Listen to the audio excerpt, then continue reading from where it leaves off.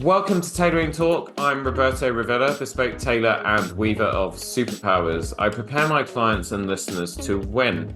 We'll meet self-starters and creators diving into their journeys and uncover valuable lessons to help you be the very best you can be. Please help the show to grow and help more people by hitting subscribe and giving us a rating. Today's guest is a visionary entrepreneur, Wall Street Journal best-selling author, and the driving force behind Franchise Maven. His journey from a seasoned microelectric circuit engineer to CEO and founder of a thriving franchise empire is nothing short of inspiring. Here to teach us all about the power of franchises and how franchising could be a potential key to your success. Tailoring Talkers, please welcome Greg Mohr to the show. Greg, how are you? Beautiful day in the neighborhood, Roberto, and I appreciate you having me today, sir.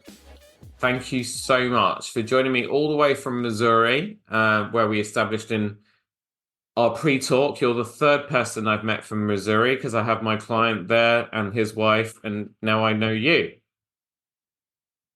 Cool. Yeah, Missouri's a great place. When you're ever in the neighborhood, stop on by. We're out in the Ozarks.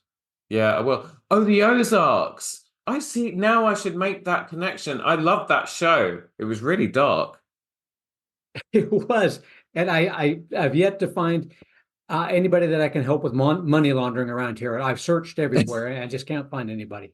No Colombian drug dealers have approached you about, starting up a franchise. Not that you could tell me, but, starting up a franchise to just wash their money through.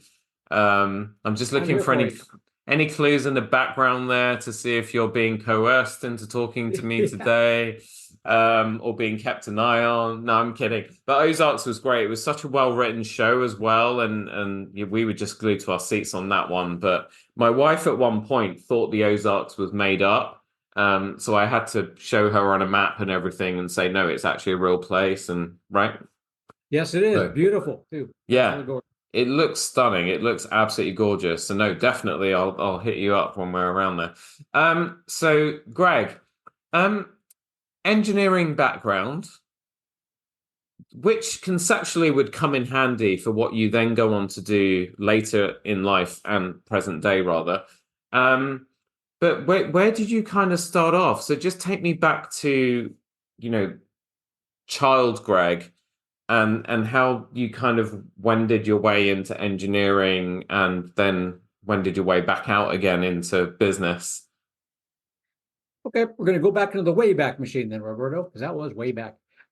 So first starting out as an entrepreneur, back in my day, we had paper boys and paper girls, paper delivery people. So I delivered. Oh, so they go on their bikes and just throw the newspapers at the front doors?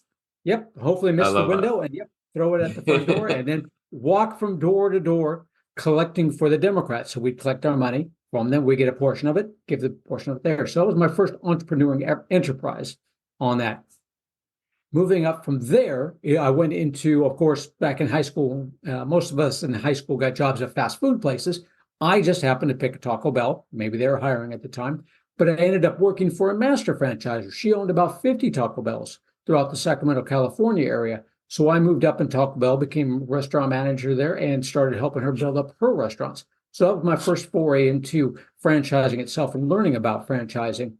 On that, I went on to manage another restaurant, did restaurant management for 15 years, got bored with that, went to college, got a degree in electrical engineering and physics, became microelectronic circuit engineer. While I was doing that, I got my degree in business, a master's degree in business, and a friend of mine, another engineer myself, we bought a privately owned dry cleaners with storage units, and then I bought some rental properties as well. So that was kind of like my side hustle, doing that on the side. While I was getting my business degree, I read Robert Kiyosaki's books, Rich Dad, Poor Dad, and that just about ruined my corporate career for me. That was the end of that. It's like, wow, there's something better out there, and I don't have to do the 9 to 5 or 7 to 5 in my case. So that's when I decided, or actually the firm Motorola Semiconductors, or Freescale Semiconductors at the time, they decided it was time for me to go, which was perfect timing, right before I hit 50, which was just exactly when I wanted to get out of the corporate world. It was before 50, but they decided for me, which is great. They decided for my partner as well. So I sold off all my business shares to my partner, let him do that. on the sides, and she got laid off as well. And I said, I got to go back and do that franchising thing. That was a lot of fun. I don't have the greatest idea. And that privately owned dry cleaner business was a bit of a challenge when you don't know anything about dry cleaning and you got to go figure it all out on your own. So I went into franchising at that point in time. Yeah. Wow. So my only previous exposure to franchising was one of my really close friends. I remember once we lost touch for a few years, and then we got reconnected. And at the time, she was a franchisee of a branch of Subway. Oh, cool. Which kind of started off well because, all rainbows and sunshine, all of that. And then as things kind of progressed and, managing staff and all the rest of it, it just turned into an absolute nightmare for her.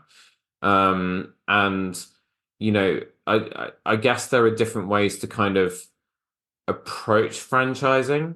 And from our pre-talk, I'm already guessing that finding the right fit is very important. You can't just go and do anything. I guess it helps if you find something that you're particularly passionate about.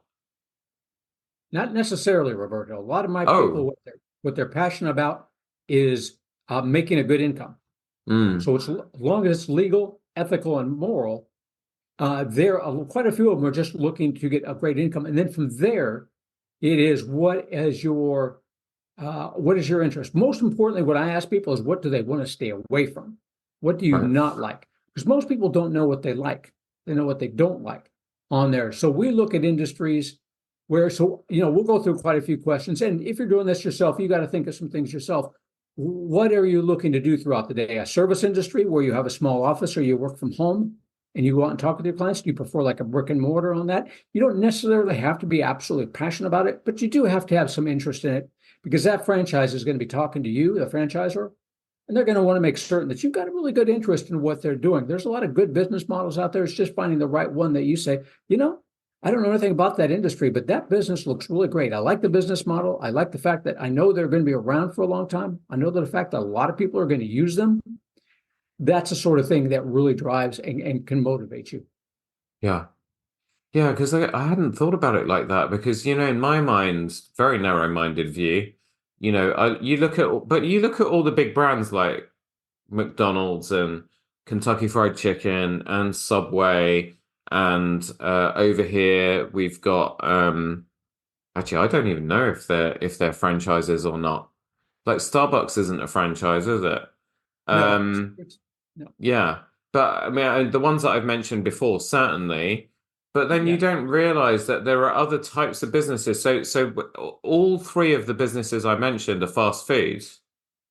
I haven't even thought about franchises in other industries, whether it, like you mentioned, dry cleaning straight away. Oh my God, is that a cat? It's one of my dogs. It's a dog. I thought it was a cat. No. What breed? I'm gonna go. Oh, he or she are tiny. Oh, yeah. Go and pick up. Sorry, anyone who's listening and not watching the video version of this on YouTube, I've just gone absolutely mental because Greg's dog just looks so cute. Oh my God. I just want to reach down the camera and pick. Is it a he or a she? Little boy. Boy. Oh, he's so cute. What breed? Yorkie. A Yorkie.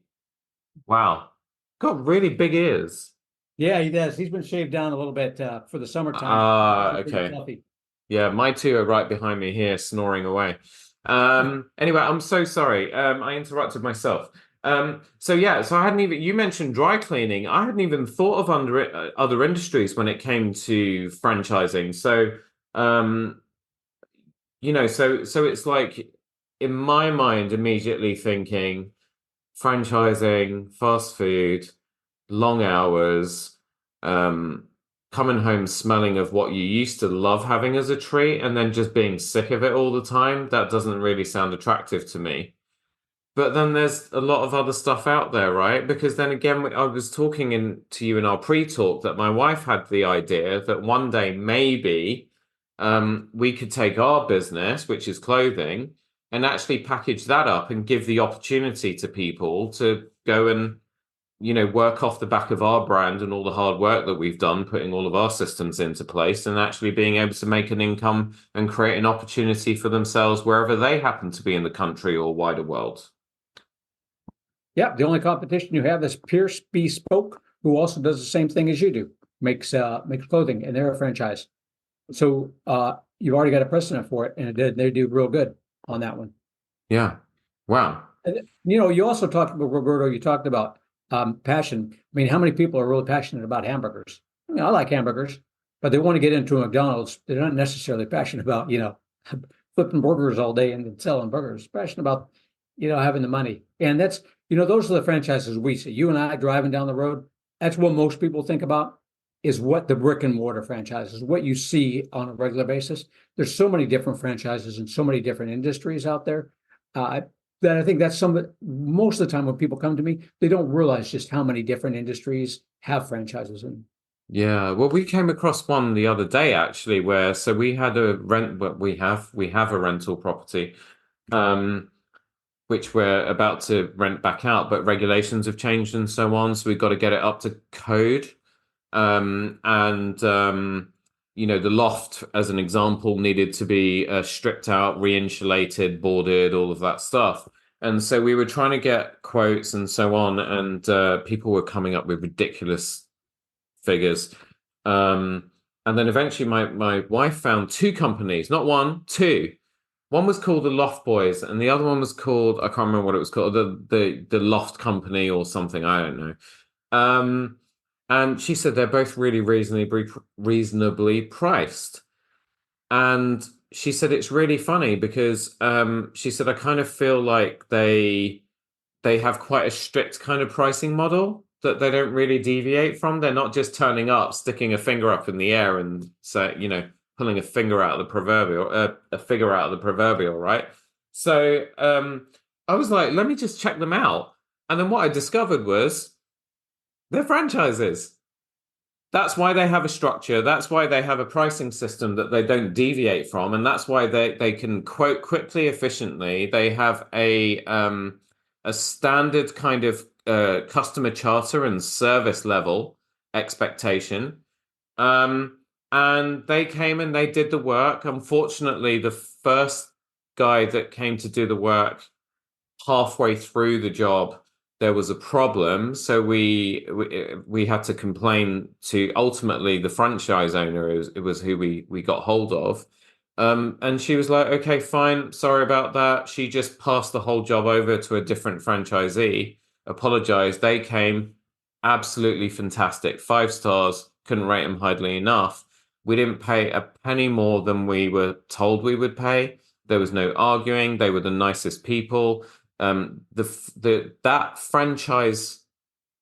franchisee, right? So the franchise owner is the one that sits above, owns the whole thing. So the franchisee that we dealt with on the second time, he explained to us that the problem that they see as a group or an organization or entity is that the building trade is full of builders.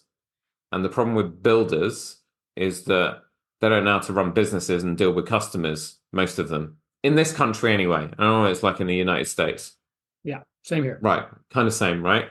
And so so he said that the people that you met that did the work at your place, they've been trained to do that job, but they're not builders. They're customer service people.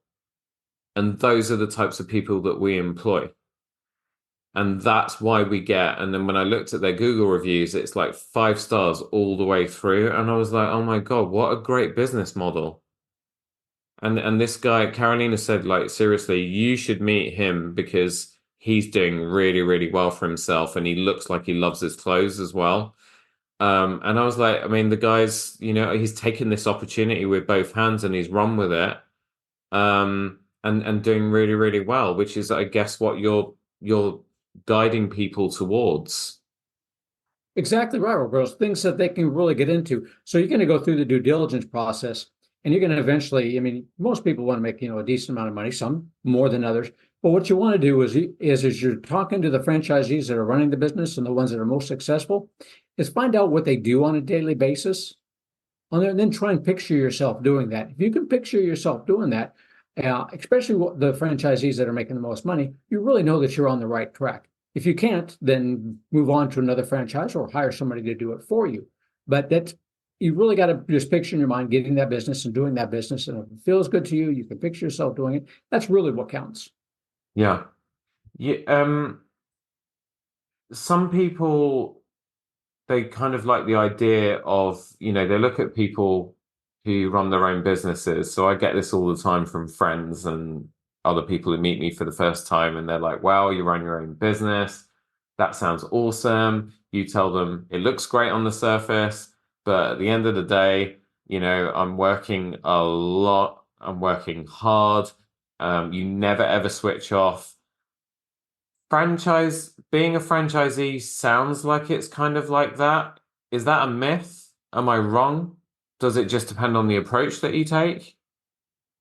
It depends on the approach you take, Roberto, definitely on that one. And it depends on how involved you want to be in that franchise system. I think with me and starting my own business, I think about it all the time because I enjoy it all the time. Mm, It's not like it's a job on that. It's something I enjoy doing, helping others, and I make money at it on that. So I can think about it all the time. With a franchise system, it just depends on how involved you want to get. If you don't want to be involved on a daily basis, and for most franchises, and most businesses in particular, any kind of business you get into, you really don't want to necessarily be involved on it on a daily basis. You don't want that business revolving around you on that because you want a couple of things. You're trying to get a couple of things out of the business. One, you're trying to get, the family fed and the bills paid. I mean, that's basic number one. But the second thing is when you're running your own business, you want that business to run itself so that you can go out and do what you want to do when you want to do it. And if at some point in time you want an exit strategy where you're getting out of the business, you don't want it revolving around you because it's mm, easier to sell off that way. So yeah, you really don't want to be actively involved working in the business on a regular basis. And that helps with a franchise. With a franchise, you've got that system in place, that step-by-step process to where you're never wondering or guessing what to do next on there. And then also it makes it very easy to train a manager or somebody else to do it for you, where you oversee it. You're working on the business itself, building that business up and not working specifically in the business. So at first, yeah, any kind of business that you get into, anything that you do, you probably want to get, a little bit more involved with that because you've got to do a little building up. You can still do it semi-absentee, but you're still going to be thinking, no matter what, you're going to be thinking about it all the time. But if you get into the right one, you're going to be thinking in a positive way. You're going to be thinking how wonderful this is. I've got, you see the future, you see the end. You've got a positive mindset on it. So it's not like a negative thing like you're worried about it. It's like a positive thing like, how can I help this grow? yeah. I guess unlike traditional business for entrepreneurs where, we're kind of figuring it out as we go along. And then at some point we realize that we're getting burnt out and we're like, there are things that we shouldn't be doing and there are things that we should be doing more of. And we need to systemize and we need to have proper processes in place. And we need to stop getting emotional about stuff and just stick to those processes. Because if we do that, then life is a lot easier, right? Set your ground rules, know your principles, know what your vision is, know where you're going, don't deviate. Because as soon as you start doing that, that's when your head explodes. With a franchise, you've got the Bible, you've got all of that set out for you because the person that originally had the vision. So if we use the McDonald's analogy because it's the most famous and probably the most successful one in the world, um, Ray Kroc, the McDonald's brothers had a great little thing going, amazing system. They were able to from checkout to putting the paper bag in your hand. They had that process down neat. They lacked the vision and possibly the will to relinquish control to make that bigger, which is what Ray Kroc came in. He saw and had the vision, and he was also willing to take the risk to get it to where it needed to go. I can't remember where I'm going with this. Um, anyway, the point is that you have the blueprint, right? It's given. So I imagine, because I really like using visual examples or analogies, I imagine that getting into a franchise is like when you have to get a roundabout going. But this roundabout merry-go-round, you might call it, um, you always have to give around about a really hard push, and you've got to put a lot of energy in at the start. And then for most entrepreneurs who aren't running a franchise, you find that very often you're running around with that thing, putting so much energy to keep it going. It's almost constant and it can be exhausting. Whereas with a franchise, if you start off the right way, you've already got your people, your friends, your employees on the merry-go-round. You kind of give it that initial push. But once you've got it going, if you follow the blueprint, you follow the principles, then all you're doing to keep that thing going is you're just tapping it. You're just tapping it just to keep it spinning around. All right? Exactly right, Roberto. Somebody's already done all the footwork for you. That franchisor has already made all the mistakes. So there's a lot of things you don't need to worry about as far as mistakes making. They did it before. They said, follow my outline here, my game plan, and we'll get you to where you want to be 2 to 3 years quicker and do it yourself. Now, that doesn't mean you can't be creative. You can still be creative. And that's how a lot of franchises grow, is because the franchisees become creative. So there's still a lot of creativity in that from a personal standpoint. But you're getting into that franchise, you're paying that franchise fee, you're paying those royalties for that blueprint of everything that all the mistakes have been taken care of. You just do this, in this steps. The chances of your success are that much greater. Yeah. Let's talk about financing, because obviously, okay, so you identify the things that you don't like doing, which leaves you with the things that you might like doing. You find an opportunity, you go through all the due diligence and so on. Franchise owner says, hey, I think you would be a perfect fit as well. Let's take this forward. Then you've got to find some money from somewhere because there is an investment involved. Talk to me about financing and how you kind of guide people through that, because you're going to have people at different levels. You're going to have people who are going to maybe have an amount of cash in the bank that they are ready. I'm going to put this money and I'm going to invest and I'm going to take one franchise, see how it goes, then start building up and so on. And then you've got other people that are coming from a very different place. They might not have 2 cents to rub together. And this is something they can't see any other way than this opportunity as being the thing that might help them to achieve their hopes and dreams. So 2 very different examples that I've given you there. How do you handhold them through the process of financing in a responsible way? Great question, Roberto. So along with the due diligence and along with what I do, you could do it yourself if you want to go out there and look for franchises. But as far as our due diligence goes, we're going to be looking, each franchise has a specific requirement for cash and for net worth, in addition to other requirements, but we're just talking about funding here on that one. So we've identified together, or you identified it yourself, a franchise that you have the required net worth and you have the required cash to get involved in. So use your own money or use somebody else's money. 2 different ways to go. You either have cash in the bank, you just simply write a check for it. Here in the US, we also have what's called our retirement plans, which is 401k plans, IRAs. If you have a 401k plan from a previous employer or an IRA, you can roll it over into a self-directed plan on that. And that's where you create a C corporation. You buy stock in your C corporation, and then your 401k just transfers money into the checking account for your C corporation. Definitely a personal decision because that's your retirement money that you're using. That's what I did to start my business because I did not want to go into debt to start my business. But that's how you do it, using your own money, using other people's money. What we have here in the US is probably the easiest explanation would be go with the SBA loan on that one. So 2 different types of people. If you got, plenty of net worth, you got plenty of cash for an SBA loan, then the only thing that really matters is your credit and the fact that you do meet the requirements for the net worth on that one. So the franchises themselves, one of the other benefits is that they have that proven track record of success. So the funding people I work with, they fund franchises all the time. So that part's already taken care of. As long as you've got good credit, you're good. Now, as far as how much money you have to come up with on that one's going to vary by the type of franchise you get into. So we talked about the brick and mortars. Those are the big ones.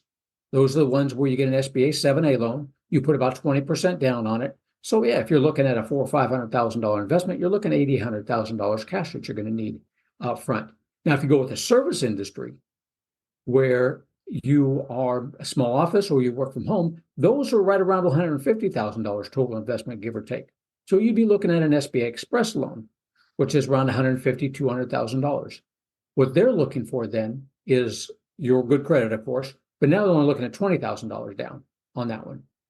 So that one's a little bit easier to come up with. Lots of great businesses in the service industry, lots of essential businesses in the service industry, senior care, tutoring, heating and air conditioning, plumbing, electrical, many, many different things that you can do in their groundskeeping, all sorts of things. Great money makers. It doesn't matter if you get into the service industry or the brick and mortar, the amount of money you can make is pretty much the same. Each franchise is a little bit different, but direct answer to the question, about $20,000, good credit, and you're good to go for any service franchise. Almost. Yeah. Wow. I'm just realizing now as we talk. So yesterday I pulled up outside my house. Now I own two cars. I have a Supra and I also have a Mini, which you would expect me to because I'm British. I love my German cars. And someone had walked past my beautiful Mini John Cooper Works. It's the full thing, with the rally spoiler, all the rest of it. It's a beautiful car. And down its rebel green exterior, someone walked past it with a key. Straight down the side. Why? Like, why? Right? But anyway. And so, BMW, they want like in the region of £4,000-5,000 to respray it because they're saying that they can't just treat the scratch, they need to respray the entire wing of the car, blah, blah, blah. I've been to some other independent garages and they've said similar for not quite as much money as BMW want, but anyway. And then I remember getting my alloys repaired a few years ago by a company called Chips Away. And they come round to your home in a van and they can do alloy repairs and they can do scuffs and sort dents out. I'm sure you guys have your similar version in the United States as well. And now I think about it, I just realized that's a franchise. Because I pulled up outside my house yesterday. My neighbor, I think, had some accident damage, and a Chips Away van was on her front drive repairing her car. And I went over to the guy, and he's got his name there with his cell phone number. And I was like, I was actually thinking about calling you guys because can you come and have a look at my car when you finish dealing with that? And he came and looked at it and he was like, yeah, he said, I'm going to give you a quote, but I'm going to tell you verbally now, this is how much it's going to be. £160 plus sales tax. Awesome. I said, so you don't need to respray the whole thing? He said, no, I do this every single day. So don't worry, it'll be absolutely perfect. You'll have a full guarantee. And here's my card. Just go online, book an appointment. And it was that same reassurance that I got with service level standards and so on that we got with the loft people. And that you get with McDonald's when you go in there, right? It doesn't matter if I go into McDonald's here or in London, in New York or Spain even. I know the level of service I'm pretty much going to get. And I know that the food I'm going to get is pretty consistent as well. And I've just realized that's a freaking franchise. Now that I'm thinking about it and you've opened up my mind, I'm Wendy's franchise, Chick-fil-A or Filet, because that's just come over here. Franchise. UPS. Like you have those UPS stores? Franchise, right? Am I right? Yeah, okay. Yeah. Snap-on. Pertec. I think there's a place called Ace Hardware that I remember from my time when I used to live out in the States. Yep. There's fundamental, because I always look for business fundamentals and principles in different types of bit, because you might have a hardware store or a place that flips burgers, but sometimes you see businesses and the underlying principles are kind of the same. Man, that's just mind-blowing. So now we come at it from the other point of view, which is, and I'm sure you help people with this as well. You have a business, you have a great business, and you're thinking, actually, there are people out there that probably want to do what I do, but they don't know where to start. maybe we could package up what we do and give the opportunity to other people. So let's talk about that side of the coin for a little bit. Where does an owner start? They've got a business, they've got a product. What now? So I have people that will turn businesses into franchises. Easy enough to do. About $50,000, give or take, will turn your business into a franchise. This is here in the U.S. Yeah. I'm talking about. There's other ones. I'm sure I can find somebody for the U.K. If you're over in the U.K., you want to do the same thing.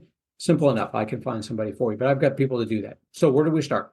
So first off, what we're going to be looking for there with that business, probably one of the main things that we want to look at is how reproducible it is. How many people in any city or state can use that product or service? The more the merrier, obviously, because now you've got not only more clients for your franchisees, but you have more franchisees that you can build up. Now there are boat rental franchises out there, so obviously if you're not near a body of water, you're not going to be getting a boat rental franchise. That's pretty obvious. But there's enough cities and states next to bodies of water that will make it feasible. So that's what you're looking at. Can it be reproduced? Can many people use that product or service? The more the merrier. The other thing we're going to be looking for to attract franchisees to your business is how much do you make? Generally speaking, if you're bringing in a good, $100,000 or more, it's going to be attractive, and you'll get more people that want to be involved in that business. If you've reproduced it more than once, that's also a good plus. So you've got one location. We've done many franchises, started off with just that one corporate location, and they built on from there. But if you've already reproduced it a couple of times, that's always a plus as well. So those are the main things, is that can many people use it in any city or state?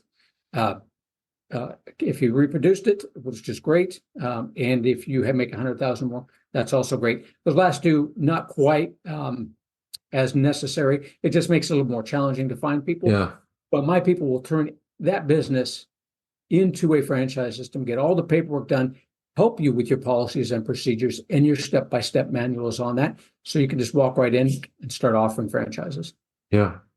It's almost like you come at it from the point of view where you forget about franchises for a second, but a lot of business owners don't think early enough about what the end game is and how they're going to exit. Now, you are someone who has built a business and you've exited as well. But in order to exit, you need to take your hand off the tiller. And that business needs to be able to run itself without you. And in order to do that, you need to put systems, processes in place. You need to have good people that can be trusted. And you need to have that blueprint, that manual that anybody could, like, if you died or dropped dead or just disappeared off the face of the earth, that was a bit extreme, sorry, but you know what I mean? You still have to, look, let's be realistic. You have to plan for that if you want your business to survive and thrive without you. If you took yourself out the business, could it run? And if the answer is yes, you also have a business potentially that is franchisable if you can tick those other boxes of how replicatable is it? Well, if you've got a system already, it probably is replicatable. How big is the audience? Is there a market for it in multiple locations? Suddenly you start to see where the opportunities are all over the place. Yep, exactly right. Wow, I've learned so much today. I feel like I've done 4 years of university in half an hour or whatever, how long we've been talking. This is freaking awesome. Wow. And by the way, the majority of my audience is actually based in the United States, not in the UK. It's 60% US, 35%, I think, UK. It must be my accent, right?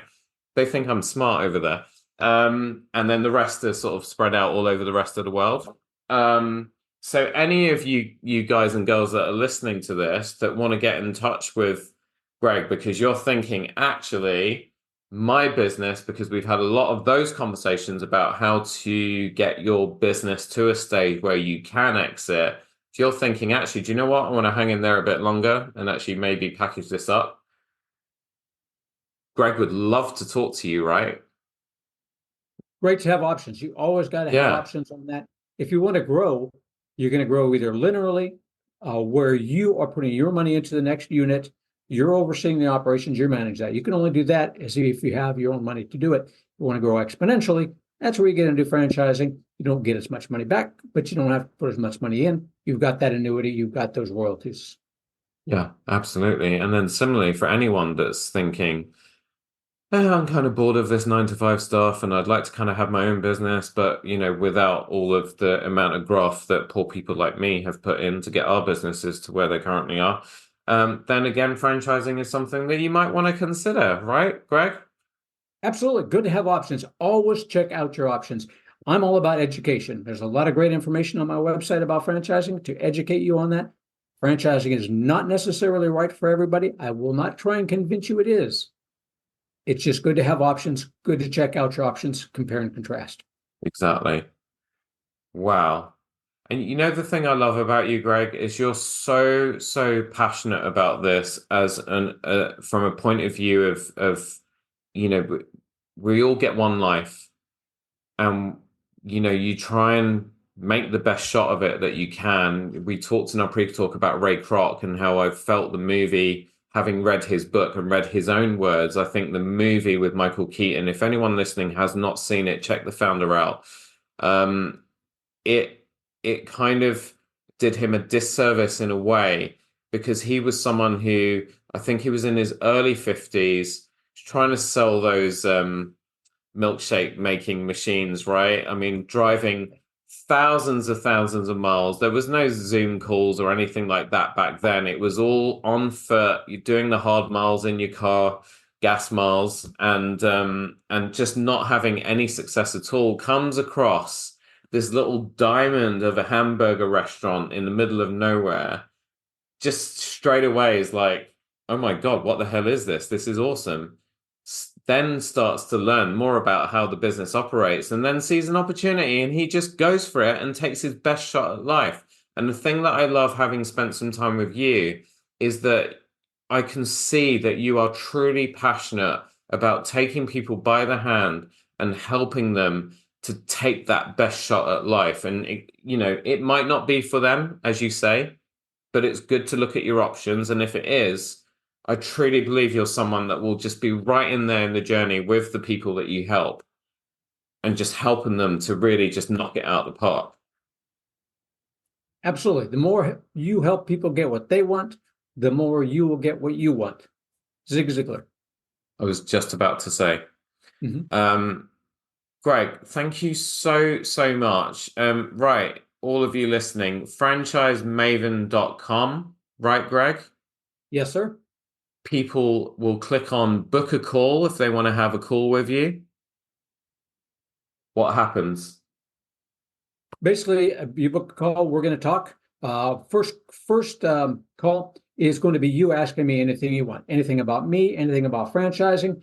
I'll ask you some things about, what you're looking to get out of a franchise, making certain that your expectations are there. I don't want anybody with, I want to be a millionaire in a year. Well, that ain't going to happen. So we're going to get those out of the way to begin with.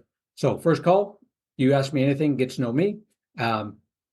Everything's okay. We move on to the next call. I send you out a questionnaire to fill out so we can get to know you. Second call is going to be all about you. Half hour, whatever it takes. I need to know as much about you as I can, about where have you been, where are you at now, where do you want to be, so that I can tailor franchise opportunities around you. I will come up with 5 or 10 opportunities that are where the franchisors are looking for people like you, and you are looking for people like them. We'll narrow it down to 2 or 3. We'll go through the process itself of investigating those franchises and education, all about education along the way. We will determine, 1, if franchising is right for you to begin with, and if it is, which is the right franchise for you. Wow. You really, really do hold people through the entire process. And I'm free. Yeah. Really? Yes. No charge to anybody for my services. The franchisors will pay me a referral fee. So if you decide to invest in one of the franchises I introduce you to, they will pay me a referral fee. Even if you don't get involved in any of those franchises and decide it's not for you, by the time you're through working with me, you'll know how to investigate any franchise. Wow. So I looked up the meaning of the word maven. It means an expert, accumulator of knowledge. And there you are. Maven by name, maven by nature. I love it. Greg, thank you so, so much. Have you had fun today? Yes, you're a great host, Roberto. I love all the questions. You keep it very lively and active and fun.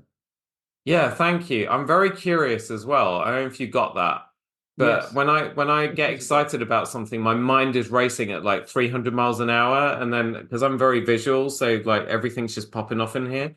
But you've really, really impacted my thinking today, opened my eyes as well, and I've learned so much. And if I have, I'm sure everybody listening will have as well. So yeah, I just book a call with this fine young man and and start your path to whatever success looks like for you. I wish everybody luck if you do decide to engage with Greg. Greg, thank you for your time, sir. Um, I hope that we connect again in future, and when we bring our swim costumes and stuff to the Ozarks, then I'll definitely look you up. Please do. I'm here for you. It'll be a lot of fun. We'll enjoy ourselves. Awesome. Thank you all so much for joining Greg and I. Follow the show on Instagram at Taylor and Talk Podcast for latest episode updates, highlights, and news. The podcast is also on YouTube at Roberto Revilla London, and you can email the show at taylorandtalkpodcast@gmail.com. Hit subscribe, give the show a rating and a review. Click the share button in your player. Very important. Send this episode to someone you know who needs to hear what Greg taught us today. And if you love Taylor and Talk, and you want to support the show, hit the support the show link in the show notes. Have a great week. Be good to each other, and I'll catch you on the next one.